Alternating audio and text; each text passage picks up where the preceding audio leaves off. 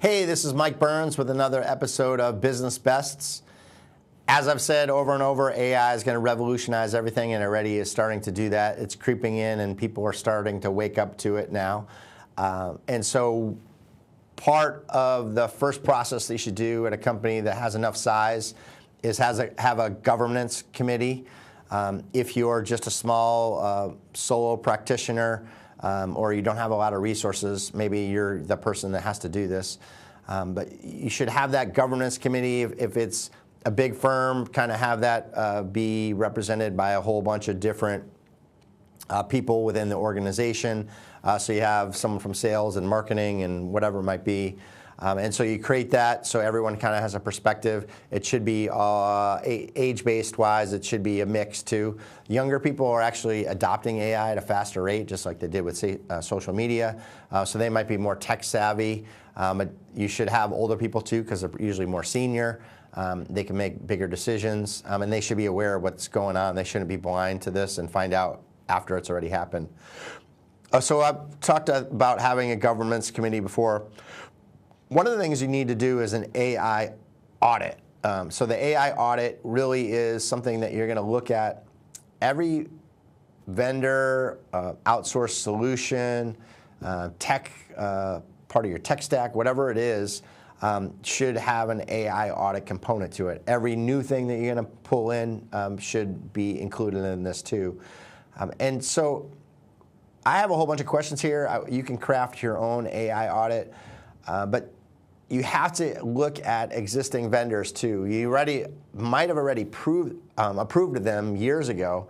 They might be like this, partners for life, but they're evolving too. Every industry and every company that utilizes technology, AI is going to infiltrate everything. So how is that going to benefit you, and how could it potentially hurt you? Are there risks that could arise? And are there ways that your business is going to succeed because of this? And oh, by the way, maybe they're not doing anything and they become completely stagnant, and you should know that too, because maybe you should be keeping an eye on their competitors to see who might leapfrog them or who might buy them out or whatever it might be. So being aware of this huge tidal wave of change is coming at us. But two, how is it going to specifically impact you, and how is it impacting you already? So some people might have this philosophy, we're not going to do anything with AI, we'll just see where it goes, and then we'll maybe hire a firm to help us. Well, you can have your head in the sand, but all these other tech firms that you're already working with are starting to evolve and starting to use AI in some way. So you need to know the benefits and the risks of working with these organizations. Again, it's helpful to know that if you have that governance committee, who would run this, who would shape the questions, who's involved in that, who would actually put the questions out, who would gather them, who would summarize them, who would review them. There probably should be a whole process to this, and make sure that you don't have any blind spots. So again, that's great to have that diverse group. So question number one is really around privacy. The data that you are providing, indirectly or directly, how is that going to be used? And that could be related specifically to your clients. It could be your employees, partners, strategic alliances, like basically any stakeholder that you're involved in that there's information going out about them or their activities or anything. You have to know how is that information being used by the tech vendor, and how does AI then use that information? Question number one, you really have to answer. That is one that you probably want to insist is in your AI audit. Question number two is really short. What are the vulnerabilities? And you have to figure out really, and I would leave it like that, but is it their vulnerabilities? Is it yours? Is there some kind of risk that you don't know about that you should know about? And again, that's internal or external. Just a really short question, and let them fill it in. As you get smarter at this, you might want to be more specific, but I kind of like to leave that short and kind of open-ended and let them figure out how they want to answer that. Now, it depends on who they're using to answer these questions too. If it's a very tech engineer type of person, you might want to get some really get some help reading the answer, right? Because it would be paragraphs and paragraphs of things that don't make any sense to you. Or if it's kind of more of a sales-oriented person, it might be too fluffy and there's not enough meat to it. So there are sometimes multiple steps to these questions and follow-up questions because what you get might be too advanced or it might be too simple. But that's a question that you probably want to have too. It's a similar question, but a little bit different. How will the information be protected? And this is a really important one. I think in today's day and age, there's always some breach that's going on, and this technology is going crazy. I just recently saw that one of the major AI chatbots, I won't say which company, I don't want to get sued, but finally just admitted that China hackers were using their AI technology to get into systems, and they were hacking in. And so the reality is all this stuff is evolving, and AI doesn't sleep. It can compute at a way faster pace than humans can. So hackers are going to get better, and cybersecurity is a real risk. So how is this information going to be protected is a pretty good question to have. A little bit more of a specific question is, will this information that we have, whatever it is, be used to train AI models? So is it staying in your own environment and is it protected, or is it going out and is it being used to make AI smarter as a whole, whether it's one specific company or something different, or some service? And then how is that kind of leaking out and being used? And there's obviously a risk in a lot of ways, whether you have some business secrets, some things that keep you competitive against your competitors, one step ahead of them, or just something about your clients that you wouldn't want to get out into that larger model. So that's something that you want to ask, and ask that continually, because that is something that is going to always be evolving. Like, they're always going to be trying to teach AI to be smarter, and it's going gangbusters right now. Like, literally, it's this hockey stick mentality. It's just excelling. So a question that you probably want to have in your audit. One that gets a little bit more granular is, what is the policy for deletion of information, and how long is it kept? That is something that I think that is that safety thing too. Like, they might have deleted it, but it's backed up somewhere and still could be hacked.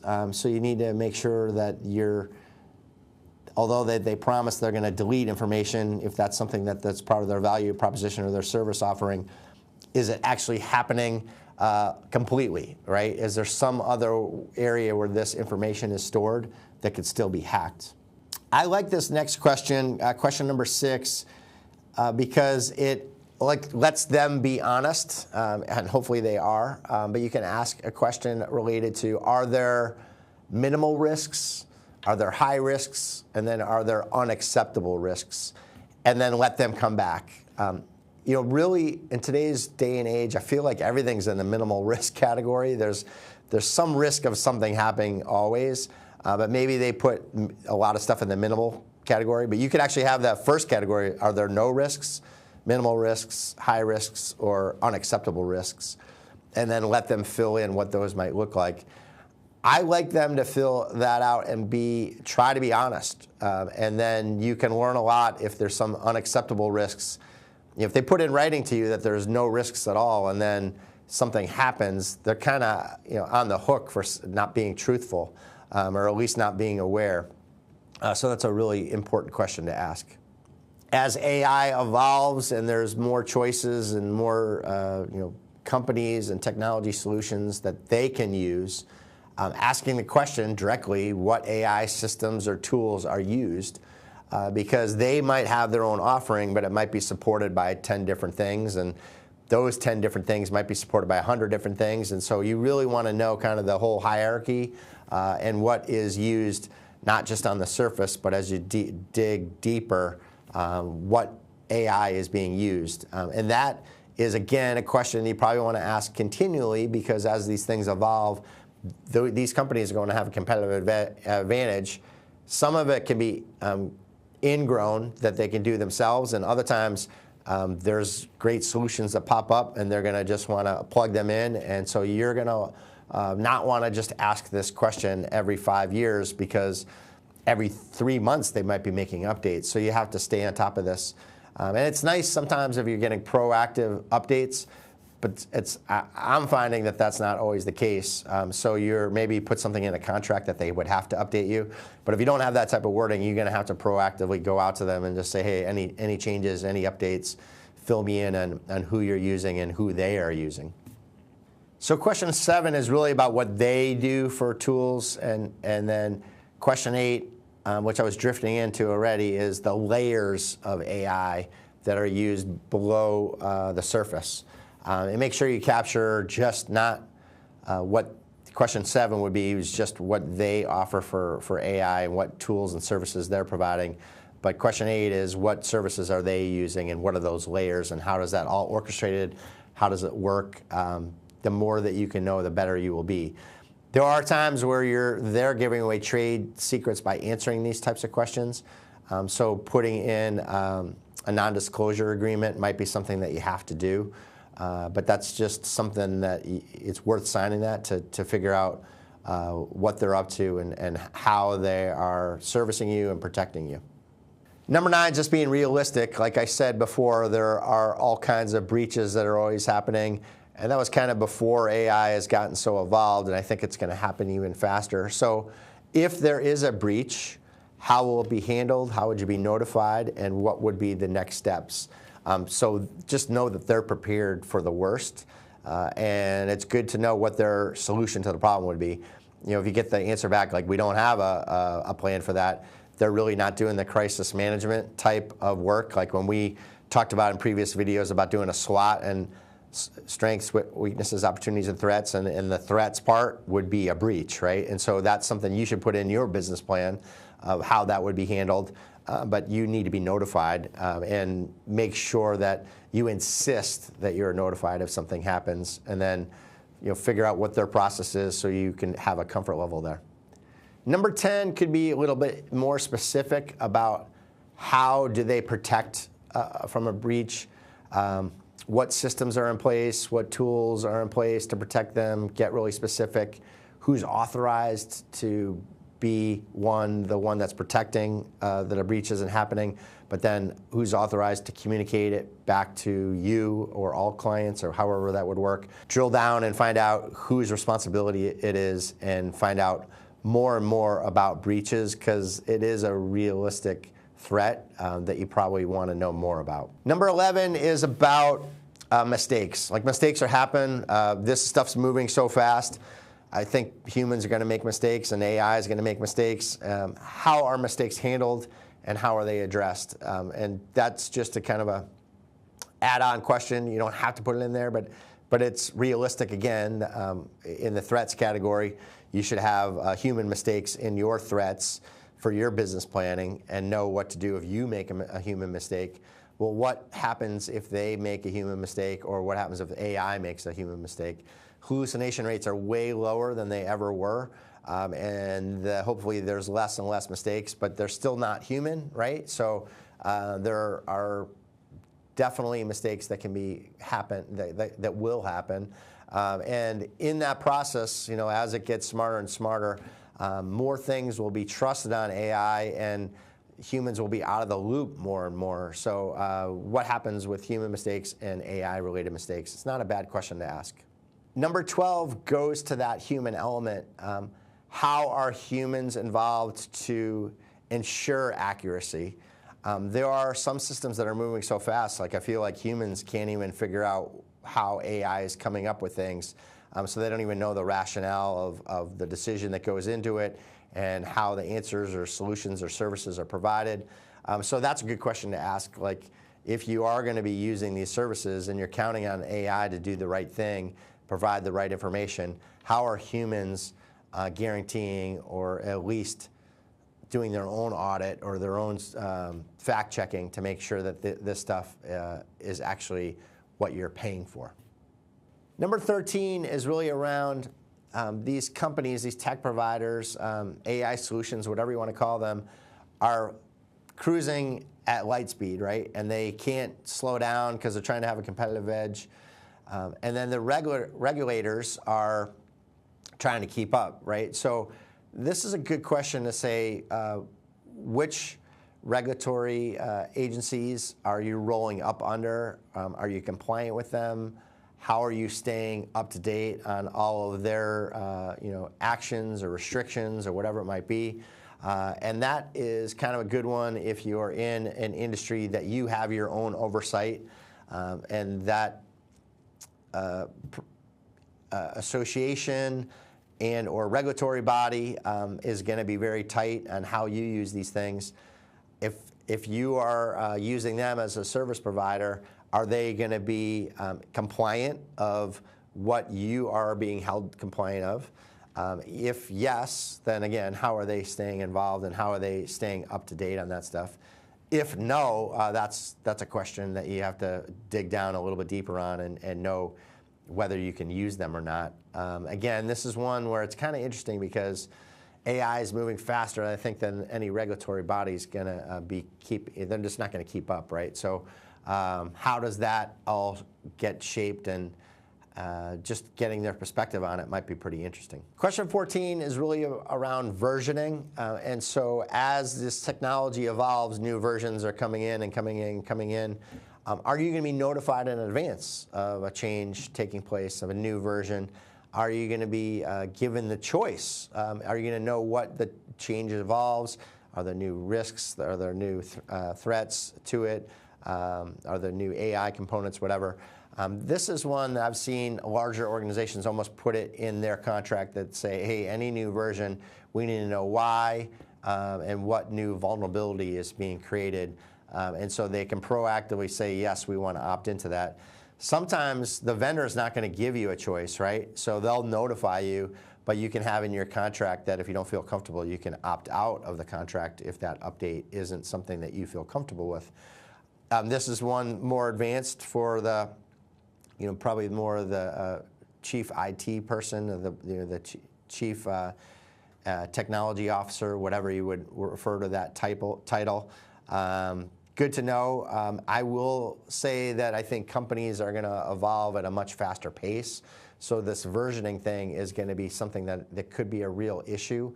Again, more of a sophisticated thing for your audit, but good to know because it's the reality that again, we're going through this pace of change that we've never seen before, and this stuff will be all changing day to day. A subset of that, so that was question 14. Question 15 is who will notify us if there's changes? Yes, they might say that they will notify you, but then they have all these personnel changes and your key relationship person isn't one that's in the know of the technology changes that they have in their firm, or it's more sales oriented or whatever it is. So it's good to figure out who's going to tell you of these changes, assuming they're definitely going to be changes. And make sure that you're going to actually get them because you have the right contact. Those were questions I came up with. I went out and did a quick search, and I just came up with 3 other questions. You can do this too. You can even use AI to come up with your own AI audit questionnaire. That might be too much, so I stopped at 15, and I could have kept going. But the other ones that you might want to think about get more sophisticated, so it depends on the resources that you have and how complicated of an answer you might want back. A question you might want to have in there, right? IBM kind of gets that AI could drift and could evolve, and it is going to evolve. And so how are you going to capture that as it changes? Maybe a question that you want to add there. I think there was a couple questions IBM had there. Another question you might want to consider is one from Fisher and Phillips. This one says, what steps do you take to make your AI model explainable?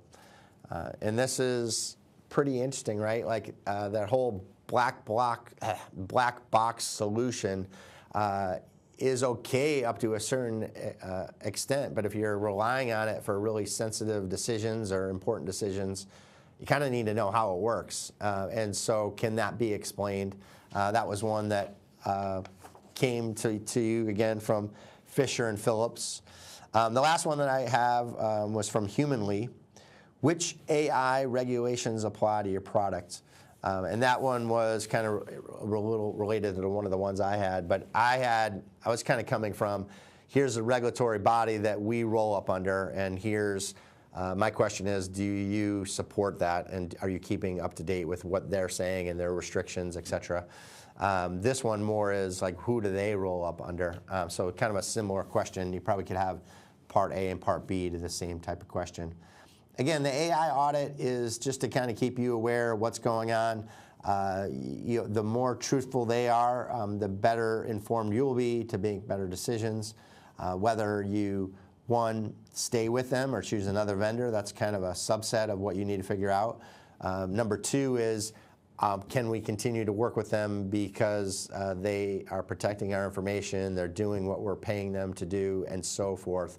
So there's kind of two steps to that. Hopefully the AI audit will help you and your governance committee, if you're a part of that group, figure out what's the best solutions for you.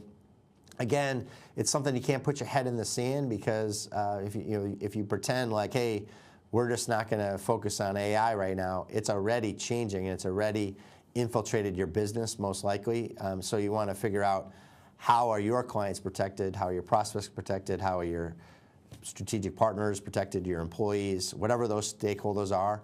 This AI audit is really important to get that information and be well informed. This is Mike Byrnes, and hopefully you're enjoying this information from Business Bests. For this next part of a Business Best video, I really wanted to focus in on growth. And oftentimes I'll work with companies that have stalled out, and that's why I get brought in as a consultant. So I actually was quoted in an article recently about compensation in the industry and about growth and about a whole bunch of things. But I spun it into my own article related to that article, and you can find that on my website. But I want to do kind of the highlights of that. So number one, why do you stall out with growth, is just being aware of it. What's going on? Are you tracking the numbers? Are you breaking it out? Are you getting really granular and specific? How often do you look at this stuff? I think sometimes companies muddle along and maybe there's some tailwind that's pushing them to make them look like they're growing. But the reality, for financial advisors, an example might be the market is just increasing and increasing and increasing, but the net new assets coming from them is not really great. All right? It's just something that the market has pushed. So whatever your business is, sometimes you can kind of credit yourself for growth, but it's really not anything that you did. And so if you're stalling out, do you have the right metrics? And then are you digging deep enough to figure out what that situation looks like? So one, you're aware of maybe growth not being where it needs to be. If you do see that growth isn't heading in the direction that you want, sometimes you don't know what you don't know. Like, you can have blind spots or you don't have expertise. So this is where maybe in this stage you bring in an outside expert, or you compare to other frenemies in the industry. Maybe have a competitor that you can work with and they can kind of share what happened with them and all that. But the reality is you've now identified that you have a problem, and step two is to create a plan. I'm big on planning if you watched these videos before. So what is your growth plan and what does that look like? Some obvious things that you would want in this article was really related to organic growth, so growth from your existing business. Clients, can you get more out of your own clients, whether it's client referrals or maybe they have some other business held with a competitor that you could bring over, or maybe they're actually doing something on their own. For financial advisors, they might have self-directed funds that they're managing themselves. What could you do to compile that? That's one way that you could look at growth. Number two is strategic alliances. Again, I've said other people refer to them as centers of influence. Are you doing well there? And the third category is in the growth plan should be all business and sales activities that do not have an initial lead source, so they're not coming from a referral. Again, this is an organic growth article that I wrote, but inorganic growth would be another subset in this plan. I'll just mention really quickly is you should probably have, if you want to grow that way, an M&A strategy. Who are you trying to acquire? Are you buying out the whole business, or are you just trying to tuck it in? Are you taking, again, buying out the whole business, meaning you're taking the employees and the building and all that stuff. Buying the book of business might be just taking the clients, maybe not the employees, maybe not the building, all that type of stuff. And then what does that look like? So that's the inorganic growth component of that. Step 3 is related to compensation for organic growth. And this is an important one. You know, if you want your company to grow, you want to motivate your associates to grow. Do they have clear goals? Do they roll up under the growth plan? What does that look like? And then do they know that if they reach these goals, they will be rewarded? And then obviously, you know, you want to reinforce good behavior. This is a part that sometimes is not as well addressed as it should be. And this is why someone that's just servicing business usually isn't compensated as much as someone that might be servicing and is in charge of bringing in new business. And then sometimes the person that's just bringing in new business, if they do their job really well, are the most highly compensated. So make sure you align it with compensation. The next thing that I would have as a step, and this one's I think important, step number 4 is have all hands on deck.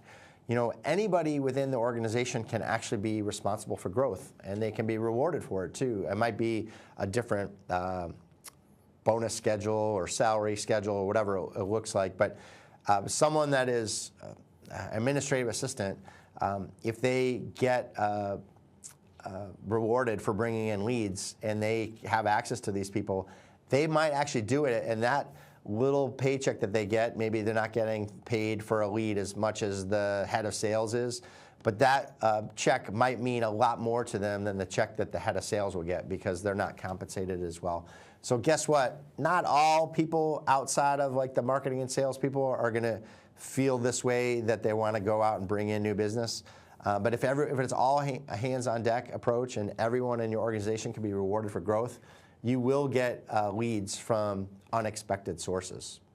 As you make new business or sales part of your company culture, you then now you need to empower that to prosper.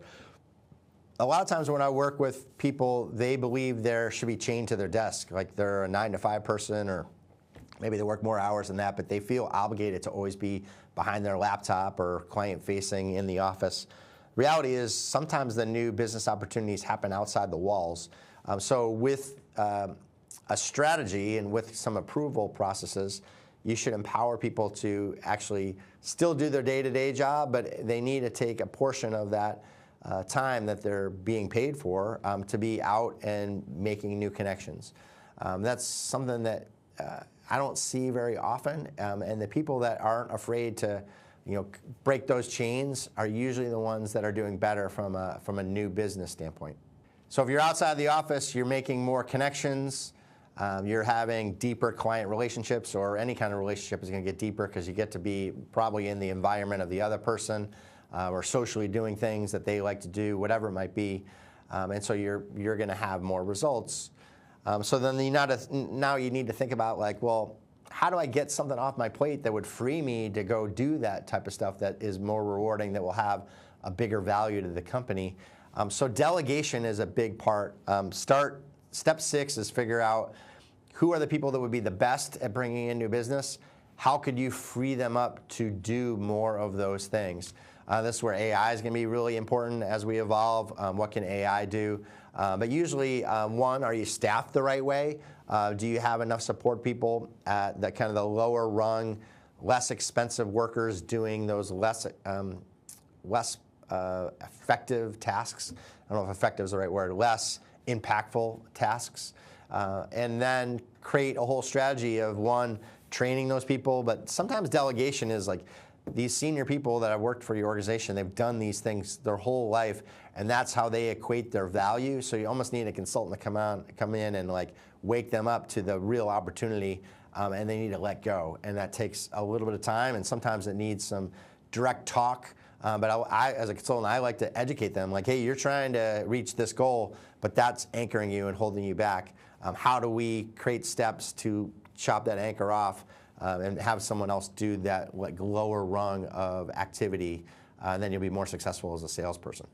So you've done all those steps, right? And you're now hopefully coming in with a better growth culture and a better strategy.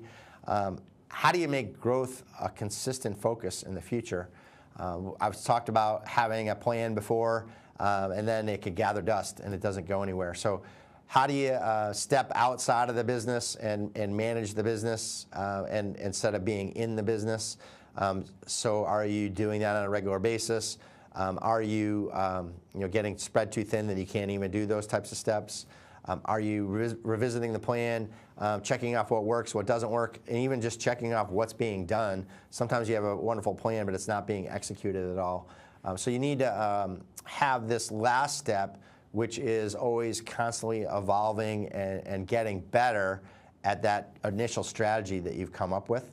When you create this plan, I would recommend that you actually put in specifics to how you manage it, how you keep evolving, how you keep this consistent approach going forward.